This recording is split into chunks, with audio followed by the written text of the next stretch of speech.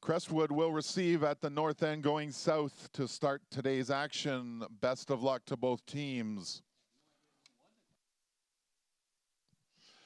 OFSAA Football Festival would like to thank the following: Marchant School Sports, Gatorade, the University of Guelph, Pizza, Cable 14 Hamilton and Your TV, CFL's Hamilton Tiger Cats, the Sheraton Hotel Hamilton, the City of Hamilton, CanadaFootballChat.com, Fox 40, Spalding, Jostens, the OUA, OCAA, and the Westmount Hospitality Group, and Hamilton's Fresh Radio for their support of the 2017 OFSAA Football Festival.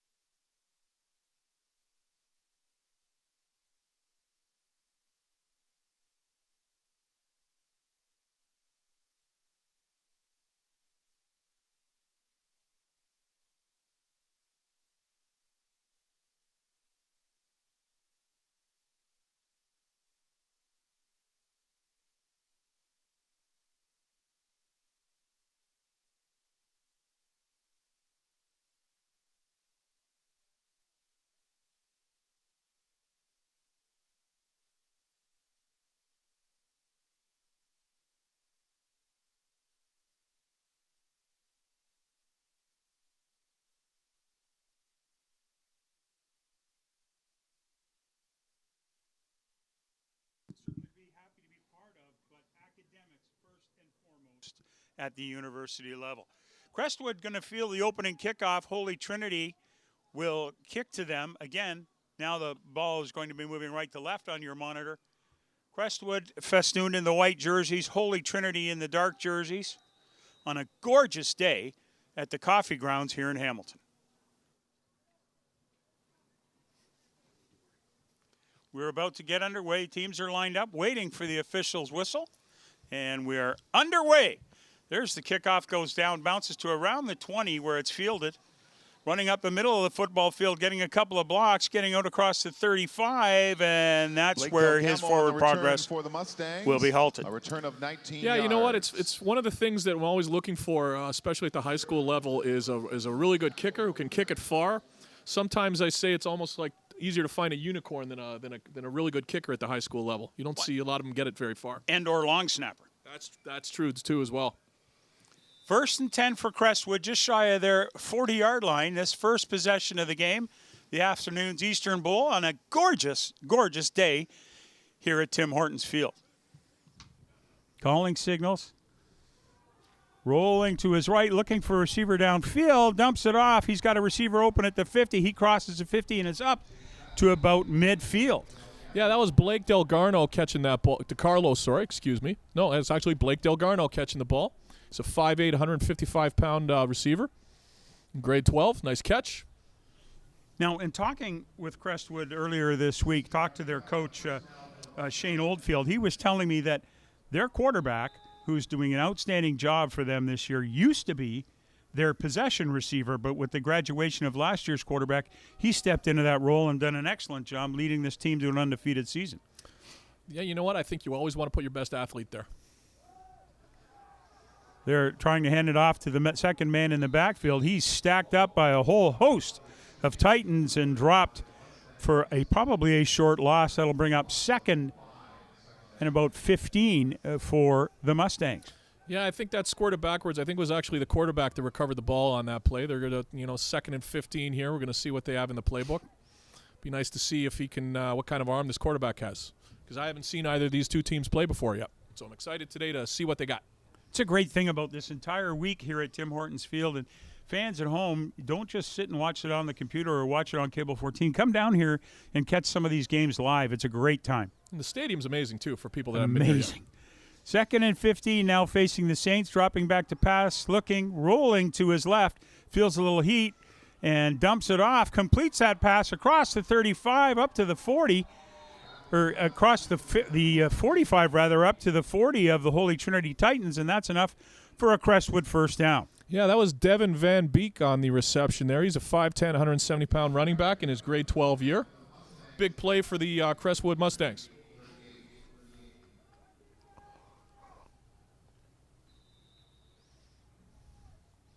Great weather we're having today, too. All 3 days it's supposed to be awesome here in Hamilton. Well, and what a weekend it's been for football.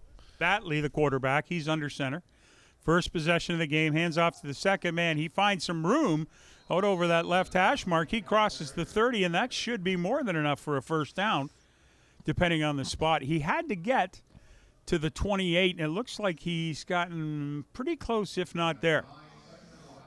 Yep, it looks like they marked him like about an inch short. The in-stadium announcer, John Metcalf, tells us it's a yard short. That'll bring up 2nd and 1 for the Mustangs. And that was Devin Van Beek, the guy who caught the ball on the previous play, running the ball there.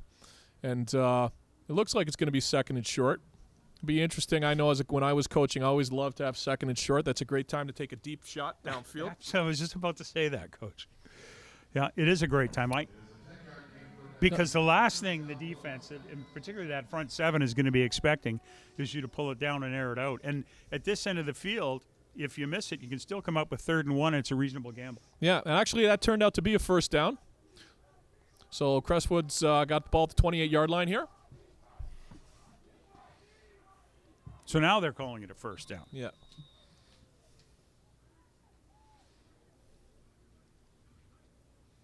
Batley, short drop, hits a man on a slant. He's crossing the 15, down to the 10, across the 5, and into the end zone for a Mustang score. That was number 81, Zach O'Coin. Caught the ball on a slant and then went about another 20 yards for the score. When you've got to be impressed by the way the Mustangs have spread the ball around. They've thrown it to the outside, to the inside. They've run inside. It's a good mixture on their offense. Well, Crestwood's a perennial power. I've been involved in the OFSAA Bowl series now for 6 years, and I think this is probably the 4th time I've seen them here. So they're always good, well-coached team. You know to a certain extent what you're going to get with this team. So on to attempt the convert. Crestwood. Whoa.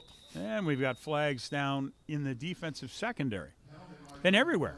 Yeah, there are actually 4 flags on the field right now. Which is not bad because we only got the 3 officials. Yeah, well, I mean, the refs may be a little bit of competition here. They want to see who can throw their flag the most. And the farthest. Yeah. Pretty decent weekend here at Tim Hortons Field for the Mustangs. The University of Western Ontario Mustangs came in here Saturday, dominated the Laval Rouge et Or to win their Vanier Cup. Yes. And then yesterday, their former kicker, whose last name I will never pronounce, kicked the game-winning field goal against Calgary to win the Grey Cup for the Argos. Yeah, Liam Hiralahu. Hiralahu. That convert good and just about kicked it right out of Tim Hortons Field. Well, it's interesting about the kicking for the Grey Cup. Our former kicker at Waterloo was named Ronnie Pfeffer. Yeah. Last year he was on the Ottawa Red Blacks. He didn't dress, but he was the backup kicker, and he got a Grey Cup ring. This year he was a backup kicker on the Toronto Argos, and he got another Grey Cup ring. Oh, you're kidding. No, two for two for Ronnie. Wow. Ronnie's a great player. His career started with the Argos when I think Swayze Waters got hurt. Yes. And he played for about half the season. And I know he's going to kick somewhere full-time for someone. It's just a matter of time again. 9:03 in this opening quarter of the Eastern Bowl on a gorgeous sunny day at Tim Hortons Field. The Crestwood Secondary Mustangs out of Peterborough, Ontario, took their opening possession, drove the length of the field for a touchdown, and are leading 7-0 over the home team today, the Holy Trinity Titans from Courtice. Courtice actually has a player that is going to be coming to Laurier next year, a lineman named Garrett Wannock. Really? Who's a 6'5", 315-pound player. We're really excited to sign him. Number 87. 6'5", 315. But I bet his parents will be happy when he goes to school so you can feed him and not them. Absolutely. And that guy's a guy that passes the eyeball test. Kickoff fielded down around the 30, trying to get back to find some space in the middle of the field. Nothing doing. And this drive will start for the Titans at about the 35-yard line. Their first possession of this afternoon's game. 8:58 remaining in the opening quarter. Yeah, that was a very short kick. I'm not sure. I think he was trying to get the ball between the two different lines there. I'm not sure if it was an intentional onside kick, but it was pretty short and was fielded by Alfred Olay. It was about a 5-yard return. Got a player injured on the field for Holy Trinity. Yep. He's being attended to by the staff here, and so they'll be ready to get underway shortly. Now, Dave, so tell me about how you your first assignment when you were doing your practicum, your practice teaching. Well, that's an interesting story. I started doing my practice teaching in 1992, and I was at Notre Dame College School in Welland, which was actually the school where I went to high school. So it was interesting going back there and being with the teachers that some knew me, some liked me, some didn't like me.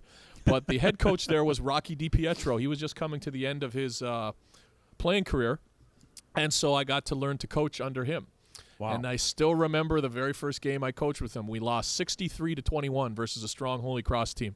And Rocky wasn't used to losing too many games by 42 points, I tell you that much. Well, there's some great football down in the Niagara region. Notre Dame, Welland, your alma mater, is here this week to play St. Thomas More Secondary from Hamilton. But there's a long history. A.N. Meyer has an outstanding program. Holy Cross has had some good clubs. Lakeshore Catholic over the years. Yep. Has had some very fine teams. I still remember a player, too, on that team. His name was Rich Reddy. He was a linebacker. He was 14 years old. He separated his shoulder on the last regular season game. He was our best player, and he came in Monday with his parents, and they said, "We want our son to play. We'll sign anything to let him play." And he actually played. This was the 90s. Wow. And he made tackles all day with one arm. We didn't win, but I wanted to adopt the kid right there on the spot. I'll bet. He was a warrior, 14 years old. Waterloo Warrior?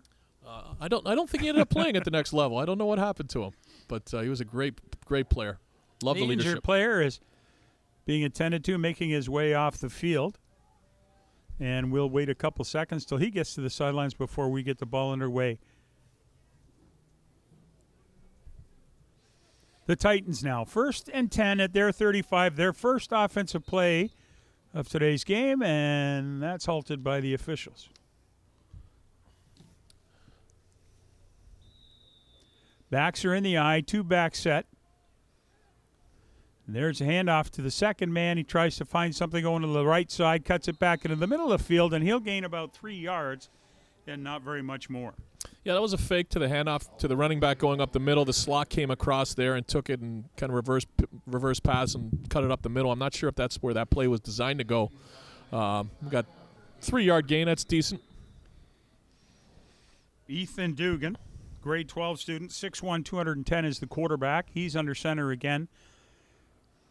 Receivers are split wide, trying to roll to the right. They're running a bit of a toss to the outside and get up across the 45, up almost to the 50, and that should be enough for Holy Trinity first down. Yeah, that was Alfred Olay. He was the player that returned the kickoff, and he took that ball. It was direct handoff from the slot position, cutting across left to right. He showed some nice speed there, getting the corner and picking up about 12 yards. First down for the Titans now. They're getting close to midfield. Ball nosing the 50-yard line. Those uniforms, they remind me of TCU. Balance formation, 2 backs in the eye. Rolling to the right. Dugan keeps it himself, goes around the outside, and he'll cross the line of scrimmage, pick up about 3 and nothing more. That was the exact same play they ran the previous play, except instead of getting 12 yards, they got 3 yards that time. There's a heck of a hit made by the Crestwood player at the end of there. Number 56, Connor Murney, a 220-pound senior linebacker.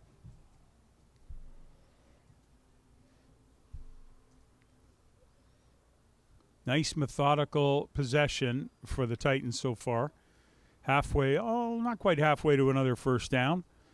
Ball just shy of midfield on the Trinity side of midfield. Second man through the hole. They ran that ball up the B gap on the right-hand side of the football field.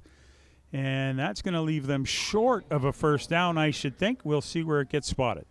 That was an interesting play. At the previous 2 plays, they did the direct handoff to the slot coming around the end. This time they faked it to him and gave it to the tailback right up the middle.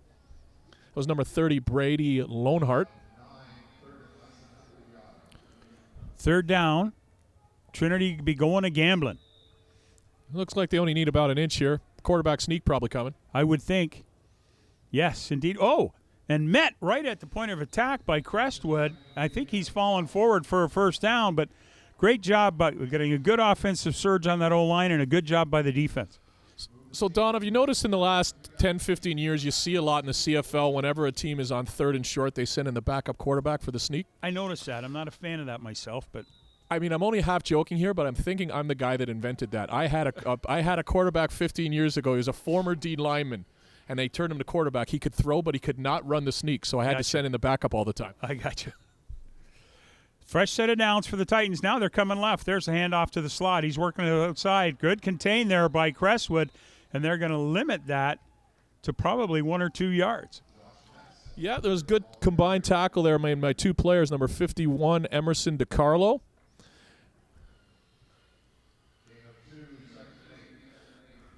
Don Edwards and Dave Morrissey for CanadaFootballChat.com, bringing you all the action of the 2017 Eastern Bowl between Holy Trinity from Courtice and Crestwood from Peterborough.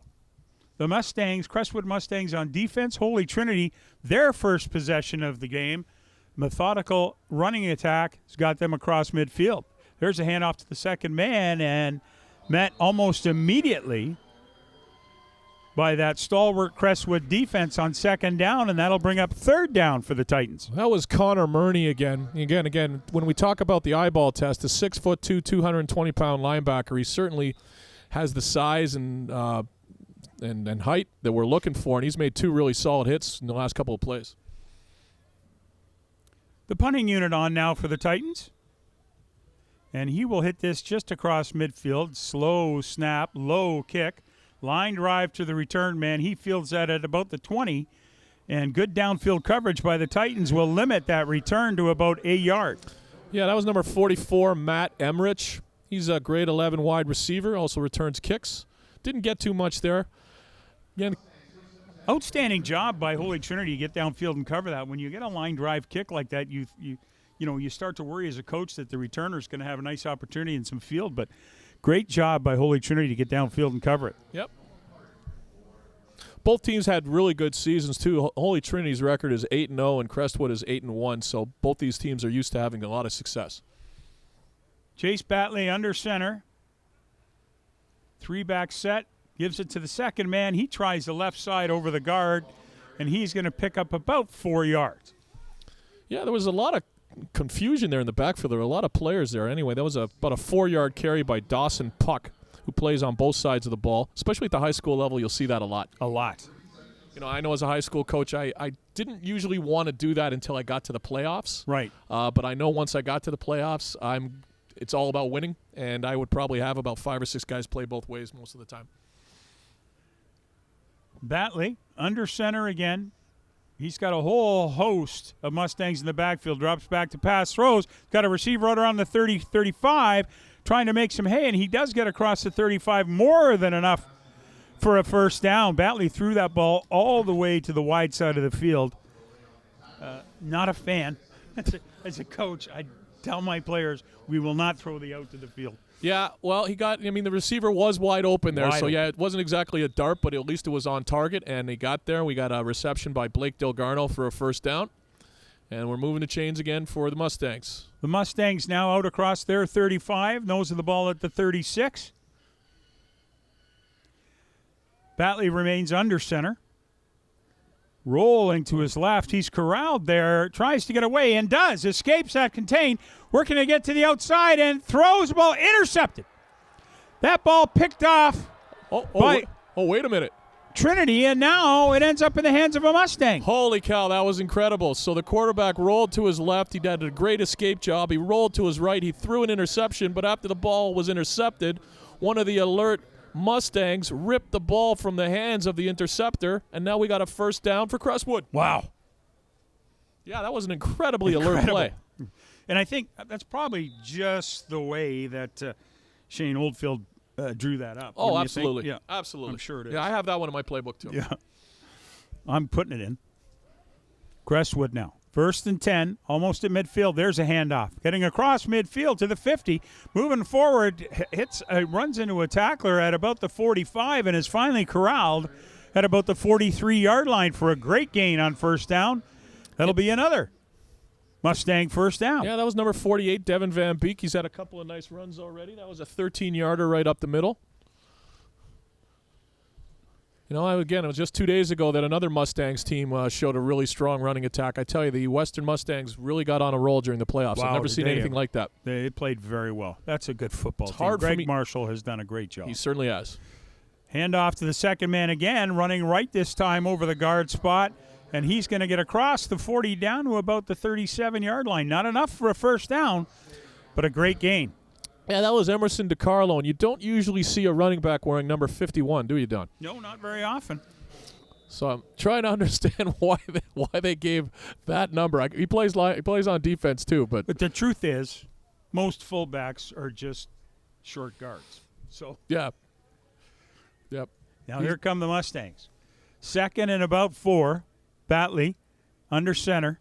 A whole host of Mustangs in the backfield. He hands that off, going right there across the 35 to about the 33. That should be enough for a first down, but we'll have to wait and see where the official spots the ball. And it is a Mustangs first down.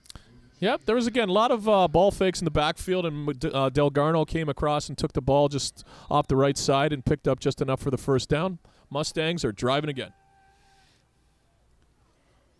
Batley, receivers wide, 4 guys in the backfield. 2 slots in motion. He drops back. Met right there by the Holy Trinity. They brought a whole host of Titans right upfield and made a tackle in the backfield.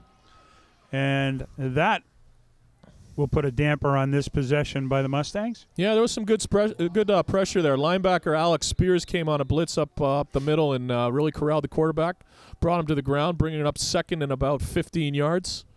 First time, well, it's actually the second time we've seen some good pressure, but the quarterback did a really good Flutie-like escape job a couple of plays ago. First negative play for the Mustangs offense, is it not? Yes, might be time to rerun that play they had a little while ago. Batley in the backfield, drops back, looks, throws that ball a little bit too high. It sails over the head of the intended receivers, and that'll bring up 3rd and 15 for the Mustangs.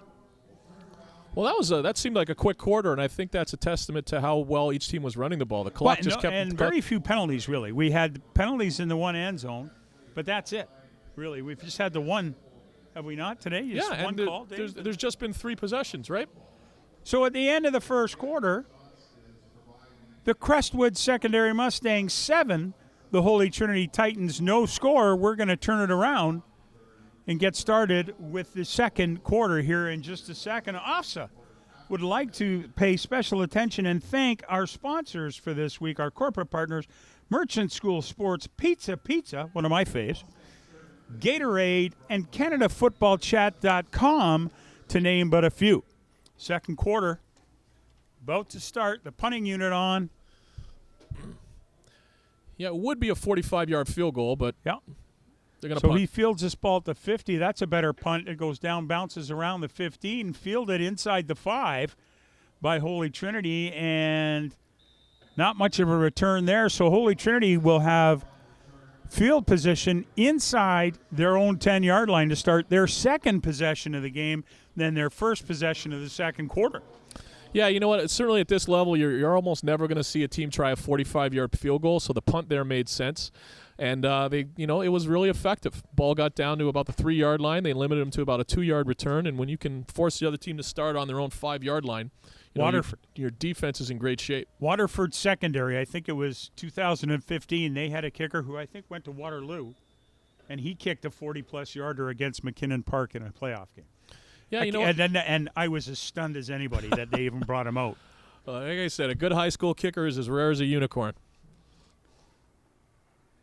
Now, Holy Trinity again rolling, throwing, and had a receiver, but the defense just closed on it and knocked that ball away. 2nd and 10. I like the play call, Dave. Yeah, you know what? The receiver ran a post. I thought he had him open. The quarterback delivered a decent ball, but the play was actually broken up by Chase Batley, who's playing both sides of the ball for Crestwood. That's helpful, right? I mean, if you can throw it, you can knock it down. Yeah. I'm sure he can probably read the receiver's routes pretty well because he's used to throwing it to his own receivers. Dugan again. Rolls to his right, looks, he's going to keep it himself, tucks it under and tries to scamper. He's met inside the 10 and brought down at about the 7-yard line, and that will bring Holy Trinity's punting unit back onto the field. Now, Dave, what do you do here? you've got the ball at about your 8. Are you going to concede the single and kick off, or are you going to punt away? I think it usually depends on game situations in terms of the score, how much time is left, the wind. I think there's a lot of factors that enter into it, and I think one of the factors that should enter into it too is how good is your punter. I mean, if he could kick it 40 or 50 yards, I think I'd probably do it. But if it was me and I know I got a punter who's probably not going to kick it as far as a pro, I'm giving up the 2 right now. So fielding the ball in the end zone, and he does in fact concede the single point to Crestwood. So Crestwood vaults out in front now, 8-0 over, or 9-0 over Holy Trinity. Yeah, it's funny. You know, we were talking to some coaches a couple weeks ago. We're trying to figure out why in Canadian football it's very common to give up the 2. You'll see it in the pros, you'll see it in college, you'll see it in high school, but you almost never see it in American football. And that's a very good point.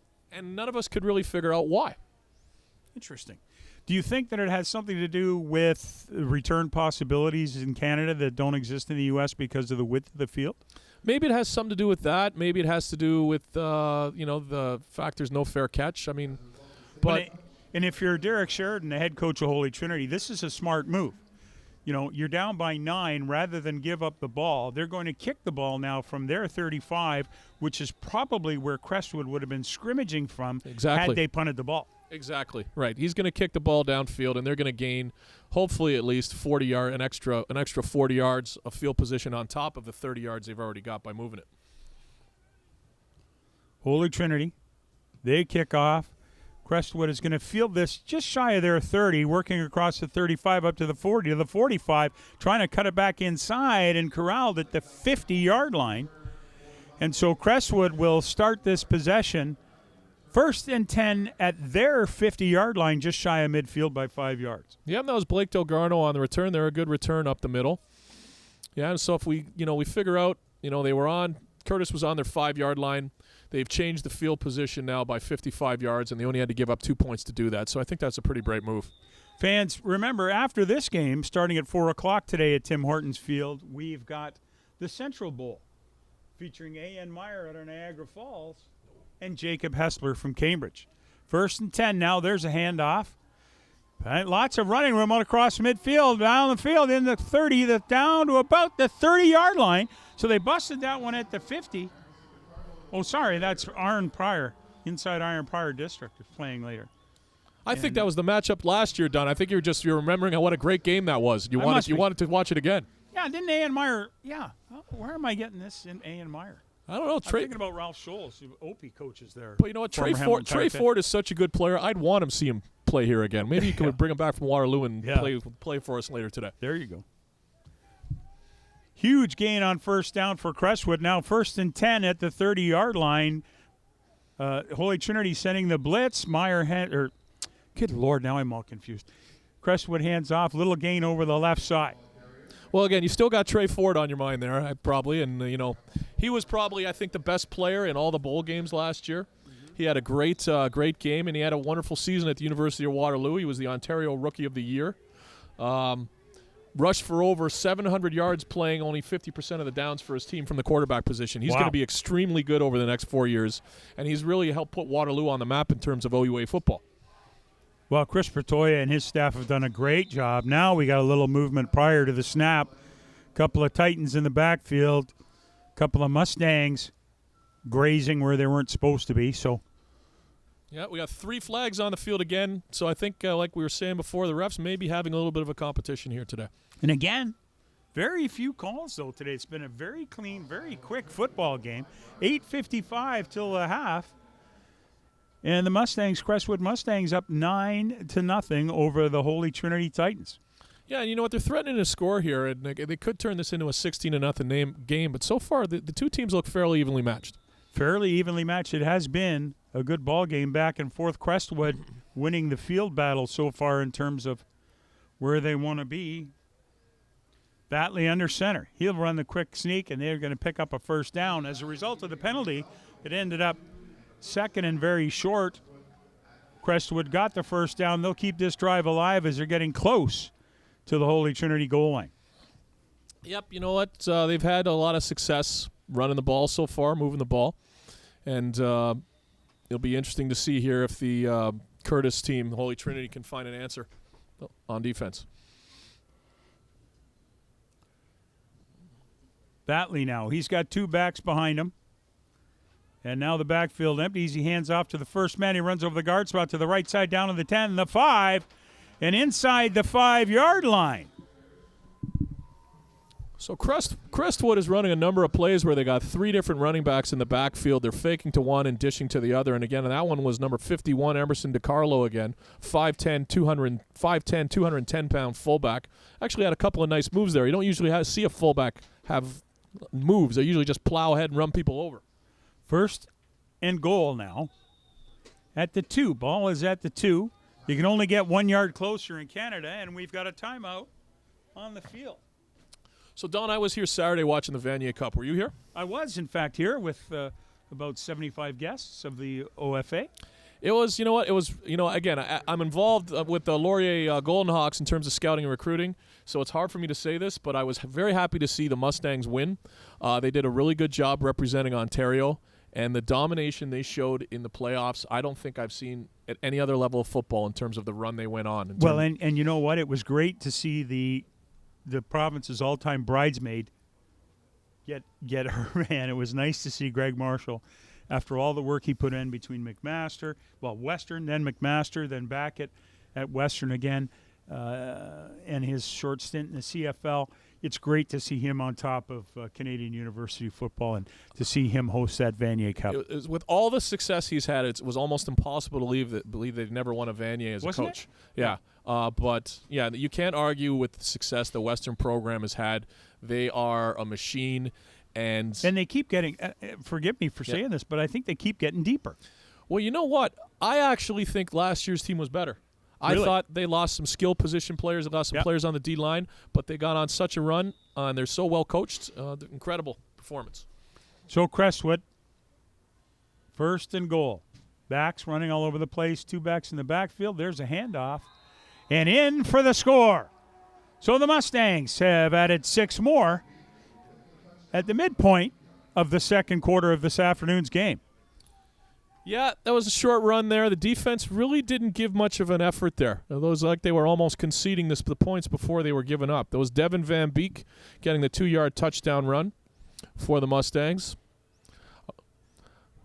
16 points already, pending the outcome of the extra point.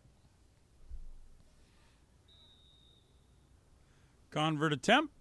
We're just waiting for the snap.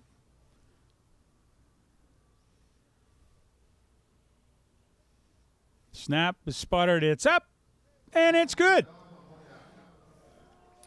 Well, Holy Trinity's really going to have to answer back now.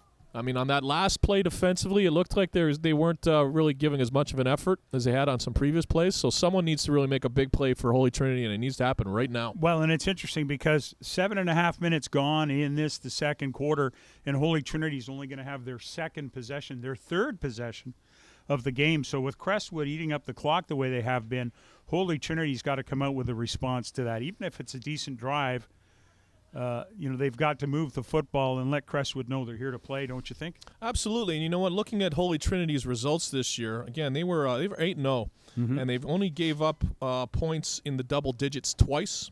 Looks like only 3 games they gave up two touchdowns. So right now they've given up as many touchdowns as they have in any other game all year, so they're probably a little bit shell-shocked. Well, and coming to a tournament like this, if you will, an OFSAA Championship Bowl week, it's got to be a whole host of different, really, doesn't it? I mean, you're coming from another part of the province. If you're close enough, you're driving in, going home. There's the kickoff, short kick. That's going to bounce at about the 30, and it's fielded by Holy Trinity, trying to find some running room, and he'll get to about the 34. Yeah, that was Alfred Olay on the short return there. As to what you were saying a minute ago, yeah, it's definitely a challenge. I know the coaches probably one of the most important things that they would have been trying to do is get film of the opposition, because they certainly wouldn't normally have any familiarity with the opposition, and getting that film would be very important to prepare their players properly. Different coaches are different levels of. So if that, and I agree with you that that's a huge challenge.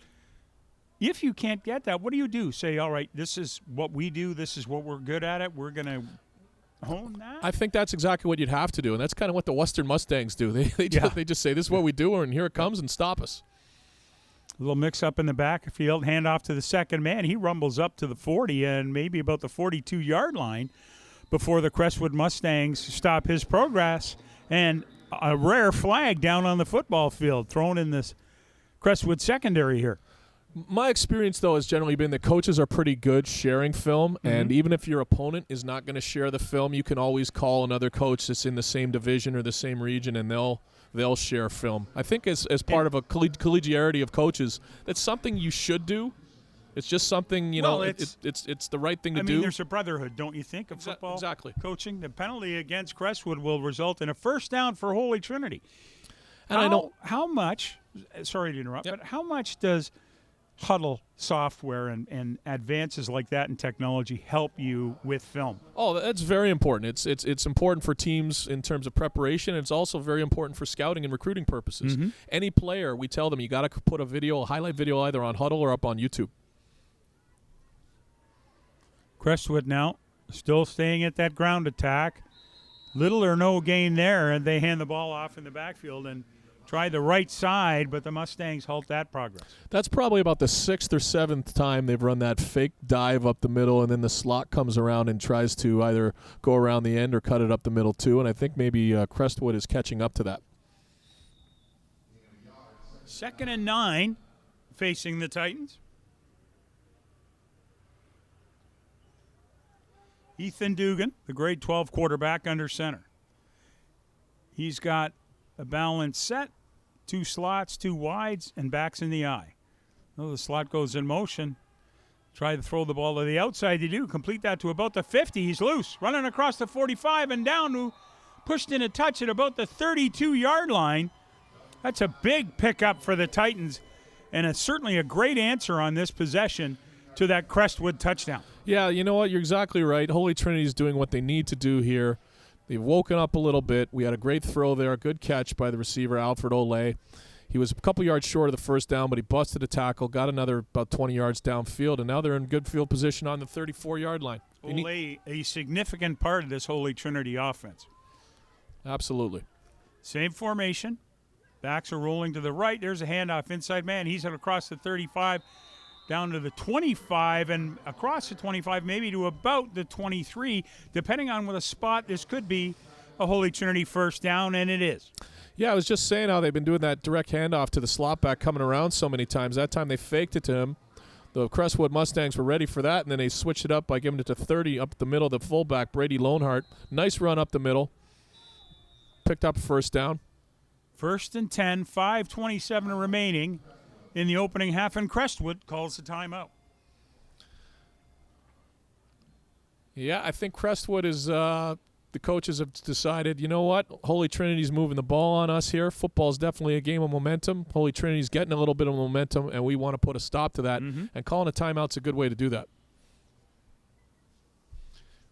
Interesting, though, in some of the leagues here at the OFSAA Bowl Festivals, it's always, I find it interesting when you see the coaches come right on the field and they're actually in the huddle. Yeah. That's something I know from scouting in different regions I've seen happens in Hamilton. Really? Yeah. I know that Hamilton's Hamilton, but I haven't seen it in other places. Really? Yeah. So the first time I saw it in Hamilton, I was wondering what the heck is going on. It's maybe a unique thing to this area. Yeah, because typically you would bring, if you're calling the timeout on offense, you would bring your quarterback to the sidelines. It actually does make more sense. It's easier for one coach to go to the middle of the field than to call 12 guys over. I know as a coach sometimes you're yelling at your players, come over here, come over here, come over here, and they don't hear you or they're too lazy, especially the linemen don't want to run long distances anyway. No, so if you can go to them, so much the better, right? Exactly. Again, to thank more of our sponsors, the City of Hamilton, Jostens, the Ontario University Athletics, Westmount Hospitality Group, the Hamilton Tiger Cats, Sheraton Hamilton Hotel, Fox 40, Spalding, OCAA, Hamilton's Fresh Radio. There's a handoff. Oh, wow. Oh, it's fake. Looks, dump the ball off. They get it across the 15, down to the 10, closing in on the 5, and forward progress halted at about the 3rd 30-yard line. Josh Bessner rumbles that ball and puts it knocking on the door at scoring position for the Titans. That was a really impressive play. I mean, there were multiple fakes there. I think that was about the third or fourth potential ball carrier that was actually given the ball, and so Crestwood had to deal with a lot of possibilities there. Messner took it to the outside and did a really good job getting the ball to the 4-yard line. 1st and goal for the Titans. There's a handoff falling across the 4 to about the 2-yard line, halfway to the goal line. Well, again, their stop there was by number 56, Connor Murney. He's already made a number of plays today. He's clearly one of the most important players on that defense. I'm sure with all the Ontario and some other schools from out of province that are here today, I'm sure a lot of people are going to be talking to that young man after the game. I know I am. Second down now for the Titans, 2nd and goal. There's the handoff. And nothing doing. Crestwood stacks that up at about the 2. Don, would you like to guess who made that tackle? No. It was Connor. It was Connor Murney again. Figures. Yeah, Holy Trinity's really going to have to find an answer to stop that young man because he's making all the bulk of the tackles. And so they got 3rd and 3 here from the 3rd and goal from the 3. Looks like they're going to go for it. I think that's the right call. Absolutely. Yeah. You're down that close. And these are bowl games. This is not. No, this is not regular season. Right. Under center. Looking. Trying to move. There's a ball thrown in the end zone. Caught for the touchdown.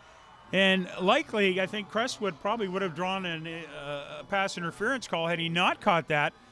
But touchdown for the Holy Trinity Titans.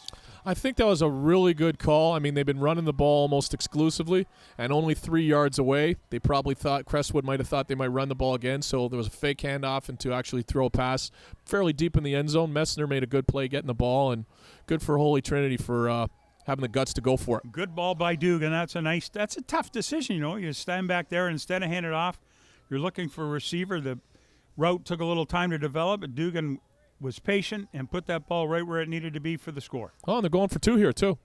I like this call as well. Dugan under center, a whole host of guys. He hands off to the slot back, trying the right side. He gets to the outside and pushed out of bounds just before he gets into the end zone. So the 2-point convert fails. Great job by Crestwood to string it out. It's actually kind of interesting there. The running back, I think he thought once the block was made around the 5-yard line, he was going to coast in for the last couple yards, and he absolutely slowed down a little bit, and then the defender came out of nowhere and knocked him really hard out of bounds at the 1. Well, in Crestwood, I think they did a good job stringing that out, and as what I often say is, you don't have to make the tackle to make the play. No, absolutely. Everyone's got to know their job in terms of responsibilities on the defensive side of the ball, and Puck came over and really did a good job getting them out. 3:31 remaining in the opening half of the Eastern Bowl. Crestwood Mustangs from Peterborough up 16-6 over the Holy Trinity Titans. Holy Trinity now to kick off. Holy Trinity, they won their league championship final over Paul Dwyer 22-14, while Crestwood won their league championship final 23-3 over Fenelon Falls, and then had to win another game to advance to this bowl, a 17-5 win over Centennial. Wow. Yeah, you know, some teams just have to win their division to advance. Other teams got to take a couple extra steps. Absolutely. There's the kickoff. It's going to be fielded at about the 25. Here comes Crestwood now, up to around the 40. Still pushing forward, getting to almost the 45-yard line. Across the 45, whistle hasn't gone yet, and just shy of the 50-yard line after a scrum down there. Yeah, it was Blake Delgarno again on the return. Again, like the last time, he's just going straight up the middle, trying to read his blocks. Decent return. 3:20 remaining to the half. Crestwood with excellent field position to start this drive. They've got the ball at about the 47-yard line. Now, Holy Trinity defense needs to step up here, and they need to follow the example. Their offense set. Their offense marched the ball down the field, and if this defense could force a 2-and-out, they could help sustain the momentum for their side. Batley breaks the huddle. Now he's in shotgun on a rare occasion this afternoon. Whole host of backs. Batley drops, looks, rolls under some pressure, and throws the ball away. Smart move by Batley. We've got a late flag. Well, he was being sacked by 2 players, and he threw the ball away. And the intentional grounding rule is this: if the ball does not get past the line of scrimmage, then it's going to be called intentional grounding. And the refs are waving that off because I think that ball actually did get past the line of scrimmage, even though there was no receiver there. The line of scrimmage was a 48, and it's got to be outside the tackle box, correct? Yeah. So he threw that outside, didn't have a receiver in the area, got it across the line of scrimmage, and avoided what would have been a costly penalty at this juncture. Yeah, and some coaches don't know that rule. They figure if there's no receiver there, it's automatic grounding. But if the ball does clear the line of scrimmage, it's not grounding. Right. Batley under center now. Backs are in motion. There's a handoff, trying the left side, get some running room out across the 50 to the 55 and up almost to the Holy Trinity 50. We'll have to see where this ball is spotted, but it might be enough for a first down. They had to get to essentially the 52, and there go the sticks. Yep. First down, Crestwood.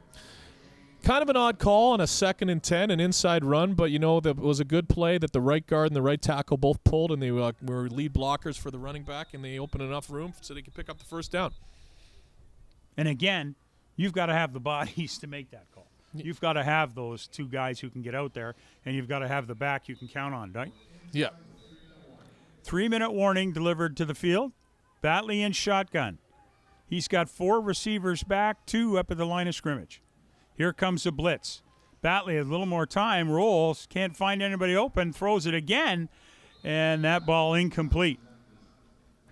Yeah, you know what? Holy Trinity's starting to get some good pressure on the quarterback here. He was just throwing that ball away. There was a receiver in the area. Actually, the nearest guy was Alfred Olay, another guy who's playing both ways. He's on defense for Holy Trinity there. If the ball actually went a yard too farther, he would have picked it off and probably taken it to the house. Dangerous play. Crestwood now 2nd and 10. Ball at the 51-yard line of the Holy Trinity Titans. Batley deep set in the shotgun. He's got 4 receivers to the wide side of the field.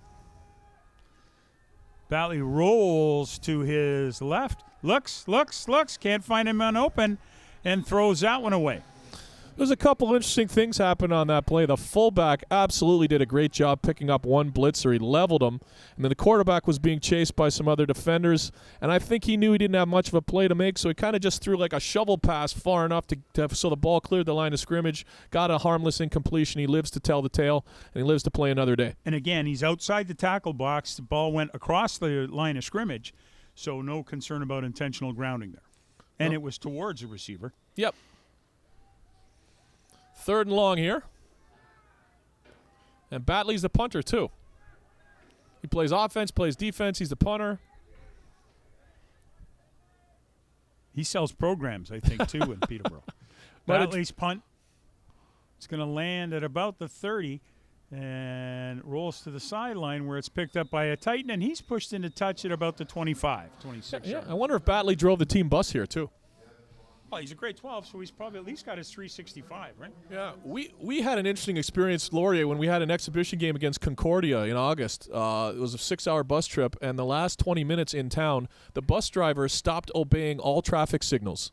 He was driving through red lights. He was driving through stop signs, not at an obscene high rate of speed, but he just wasn't obeying everything. And we were looking around thinking, are we even going to make it to this game? Well, the thing there, Dave, that you don't understand is that in Quebec there are much different driving laws. Oh, that's true. He was just like when in Rome, That's sort right. of thing. That's Okay, right. I get it. Yep. Okay. Here come the Titans now. There's a handoff, trying the middle of the football field, gets past 1 and up to about the 35-yard line where his forward progress is corralled. On the return trip, there was also another story. He went down a street that clearly was not an exit to a major highway, and it was a dead end, and he had to back up this bus down the street about 300 yards. Coach Folds even had to get off the bus and help maneuver this bus backwards down this crowded Quebec City street. So now there's something, in the job description to be a head coach in youth sports isn't part of it, right? Directing the bus. Again, handoff, trying the middle of the football field and up to around the 40. That'll be more than enough for a first down for the Titans. 1:45 remaining till today's intermission. So Holy Trinity did what they needed to do on that last series. They got the defensive stop they needed. There's a minute 45 here, like you said. I don't know with this attack where they're running the ball all the time, if there's enough time for them to get down the field for another score. They may have to open things up here and try some passes. Well, and the running game sets that up for them too, does it not? Absolutely, absolutely. I'm just thinking there might not be enough time to, To pound the ball. Exactly. Outside screen, that's complete. He's got more than enough for a first down as he makes it up just shy of the midfield mark. Well, it was a really good design, really well-designed play into wide receiver screen. He had two other receivers out there helping him. They picked up their blocks very nicely and sprung him to get a first down. And as you said, Dave, there wasn't enough time to keep running the ball, so they throw in a little pass, complete it, gain a first down, and now they're crossing midfield. Yeah, they're right at their own 54-yard line. The ball's been blown in. Again, we got running, stop time in the last 3 minutes of each half. They're huddling here, though. I don't think that's going to help them get all the way down the field. Clock's ticking down, minute 15. Snap, handoff, trying that right side again. He gets to about the 52 of the Crestwood Mustangs. Yep, we've seen a lot of inside run from this team. With a little over a minute left, though, like I said, I think they're going to have to go downfield. Otherwise, they might just find themselves running out of time here.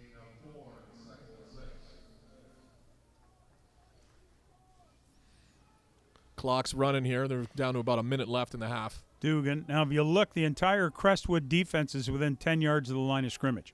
So if you're going to throw it downfield, now is a good opportunity. Absolutely. Dugan drops back, looks, he airs it out wide down the field. Oh, great catch. Throws into double coverage catch. and completes it. Wrestled out of bounds inside the 15-yard line. What a throw. What a catch. Double coverage. That was really impressive. I mean, it was actually, especially the middle of the field was wide open. They went wide, and there was double coverage. The ball went just far enough. The receiver made a good catch, and there was a flag on the play, too. I think we might have had a late hit on the quarterback, which is going to give him even more yards. 45 seconds remaining in the first half of the Eastern Bowl. I think that ball's going to get spotted on the one, Don, for a late hit on the quarterback. Great call, Dave. First and goal from the Crestwood 2. So Crestwood was coasting along, had field possession, had everything going their way. And now with 45 seconds to go, the Trinity Titans are knocking on the door. There's a handoff. Quarterback sneak. And according to the officials, he's in. Well, you know what? That's really impressive by the Holy Trinity Titans there. They did what I said they needed to do. They needed to try and attack downfield. There wouldn't have been time to do 5 yards at a time running down the field. They took a shot. They completed it. Quarterback got hit late, get the ball at the one, and then pounded up the middle. Beautiful. And they're back in this game. So just like that, the Titans are down by 2. Or down by 4, rather. 16-12. 42 seconds remaining in the opening half. On to kick the convert. Ball is spotted. It's up. And it's good. 16-13 in favor of the Crestwood Mustangs over the Holy Trinity Titans. Yeah, it's a nice comeback they've mounted here, and you wouldn't expect any less. I mean, both these teams are used to winning, right? They both had a lot of success, especially this year. And I like this matchup coming here today. They seem like two evenly matched teams. And so it looks like we're going to have a really good second half, too. Boy, it's certainly been an excellent ball game to this point. Absolutely. And if there's one thing we learned last night in the snow in Ottawa, that no lead is safe in Canada. No. You definitely don't want to do things, too, that snap defeat from the jaws of victory. No.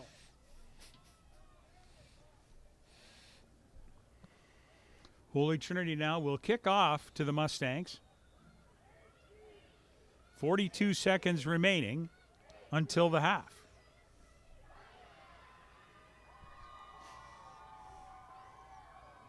I see the Crestwood 2 returners are basically out on the 20-yard line. They're not really respecting the leg of the Holy Trinity kicker.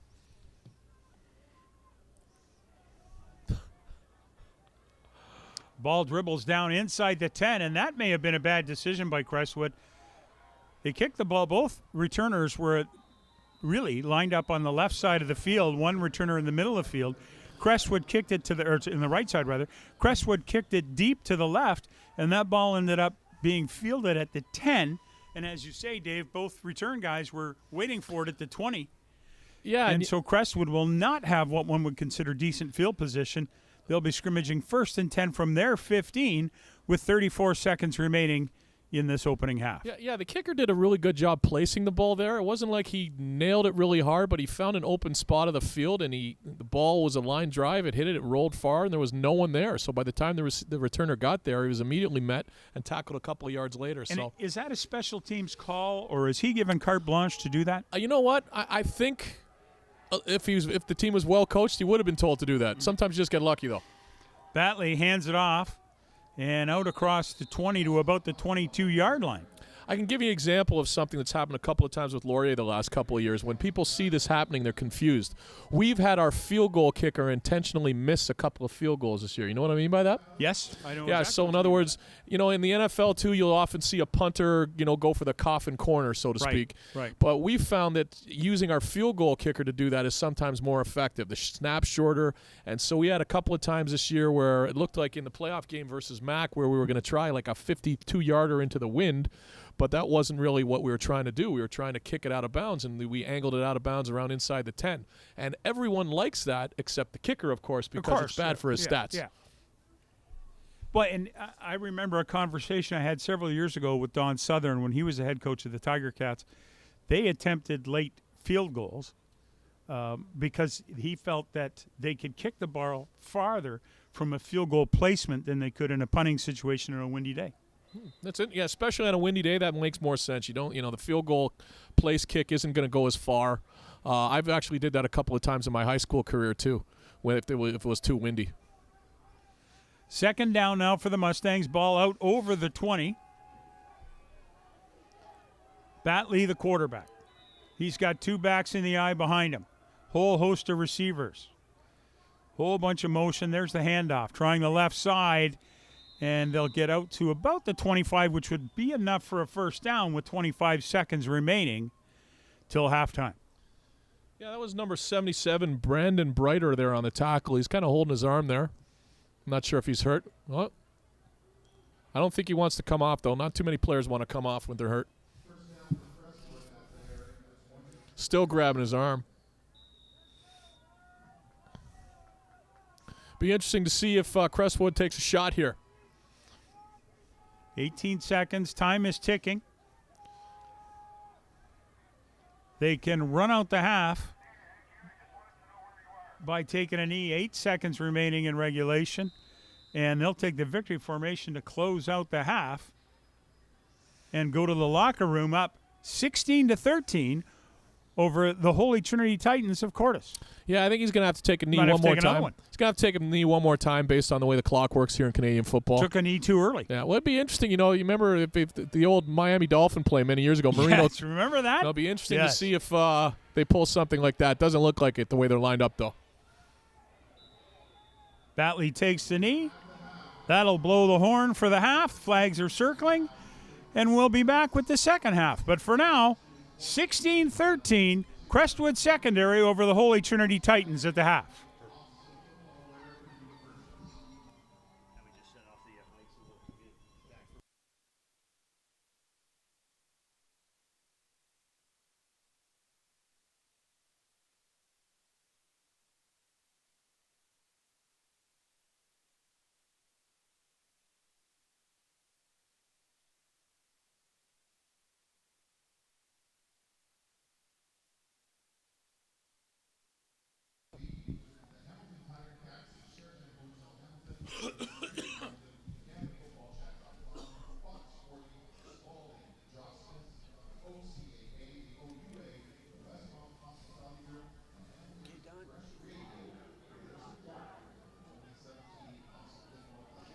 Folks, welcome back to the Eastern Bowl on CanadaFootballChat.com.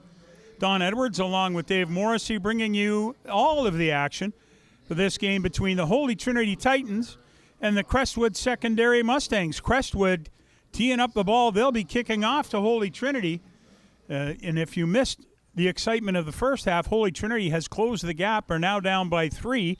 They will have the ball to start the second half. Crestwood teeing it up, all ready to kick off to the Titans, and we're ready to get underway. Yep, I'm really looking forward to this. It was a nice comeback by Holy Trinity. They made a game of this. Oh, onside kick coming, maybe. Onside kick attempt. Great job, and that is fielded by Holy Trinity. He's off to the races. Across the 40, and down to the 35. Well, quite a turn of events. Crestwood thought that they might catch Holy Trinity napping and end up with the ball on the Holy Trinity side of midfield. Holy Trinity diagnosed what was going to happen, picked up the ball, and they ran it down to the Crestwood 40, or 36 rather, and that's where this possession will start for the Titans. You know, I was looking at that, and I was noticing the front line of Holy Trinity had an enormous hole in the middle. If they just tried a dribbler up the middle, they would have got it for sure. They kicked it right to the sideline, and the player alertly caught it and ran down the field about 30 yards. Smart move. Here come the Titans now. Backs are in motion. Hand off to the second man. He tries the left side over tackle. Nothing doing there. He'll get to about the 35 and not much more. Yeah, and to start the second half, again, we got another tackle made by number 56, Connor Murney. He's been all over the field for that defense for the Crestwood Mustangs. Great opportunity for players like Connor. This is the time when all the universities are here. So if you're going to play a great football game, today's the day to do it. Here comes Dugan under center again. Slots in motion, drops back. Dugan looks, throws, airs one out down the middle of the field, and covered down at the 5. But we've got a flag. No, I thought we had a flag down. Bouncing ball. Nope. No, you know, it was good coverage by number 8 there for Crestwood. Blake Delgarno, another one of these guys playing both ways today. So he did a good job preventing that pass from being completed. Otherwise, you know, we would have the Holy Trinity Titans out in front. Well, and frankly, for the first 18 minutes of this game, Holy Trinity was a purely running team. Right. And now they've started to mix the pass in, and pretty effectively. You're right, and that's going to help their running game later on. Again, they got the ball at the 33-yard line here. Certainly not going to get a field goal attempt at this level. See if the punter can pin them deep. Kick is away. It's going to bounce inside the 20 at about the 10. It takes a Crestwood bounce, and they'll fall on it at the 5. Flags are down. That was early indication would probably be no yards. Well, that punt actually bounced and hit a Crestwood player in the back, and a different Crestwood player immediately recognized that and fell on it because it would have been change of possession if one of the Holy Trinity Titans would have done it. So they're going to get a penalty for that, but it was a heads-up play. Otherwise, they might have turned the ball over.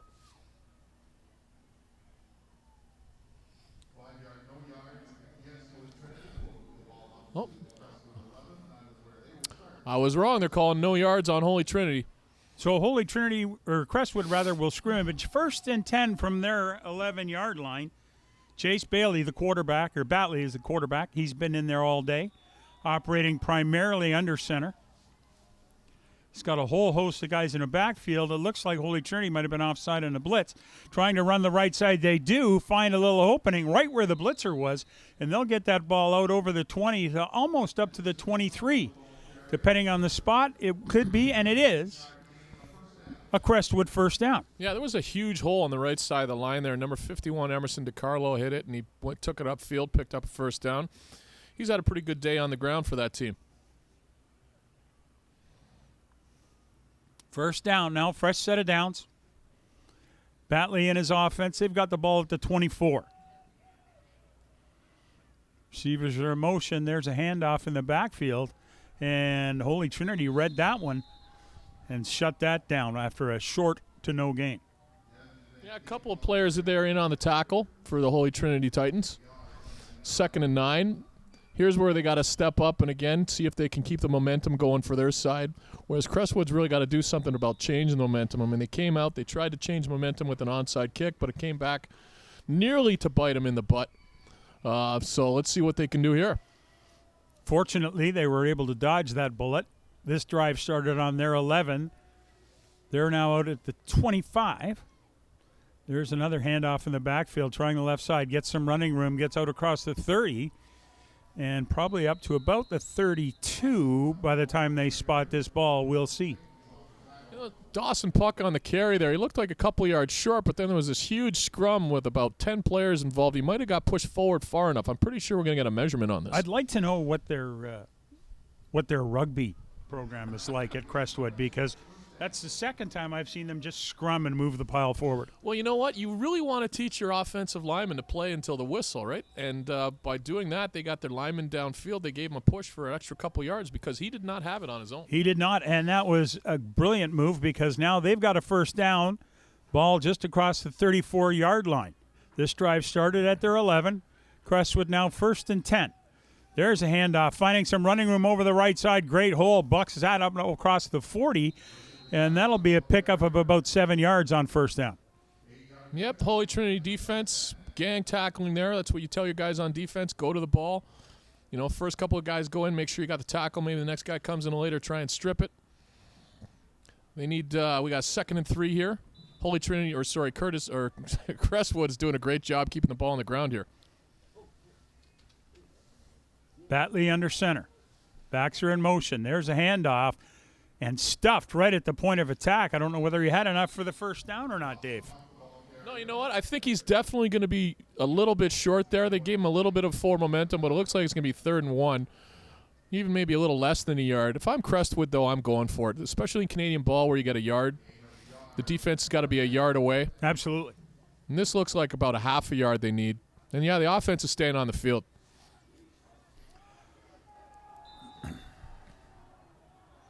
Critical play here for Crestwood. Batley, he keeps it himself, plunges forward, and he should have enough for the first down. Again, we'll wait for the spot. I think this is going to be really close, He had to get to the 44.